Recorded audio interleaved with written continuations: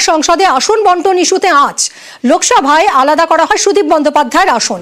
তৃণমূল সাংসদদের থেকে আলাদা করা হয় সুদীপ বন্দ্যোপাধ্যায়ের আসন। লোকসভায় আসন বন্টন ইস্যুতে এরপরই প্রতিবাদে তৃণমূল কংগ্রেস। লোকসভায় আসন বন্টন ইস্যুতে ক্ষুব্ধ কংগ্রেসও। আজ নির্দিষ্ট আসনে বসলেও প্রতিবাদে সরব তৃণমূল। গতকাল চিঠির পর আজ স্পিকারের সঙ্গে সাক্ষাৎ করেন সুদীপ বন্দ্যোপাধ্যায়। সুদীপের আবেদনে কিরেন রিজিজুকে ডেকে পাঠান স্পিকার। সমাধান সূত্র বের করতে কিরেন রিজিজুর সঙ্গে বৈঠক করবেন স্পিকার।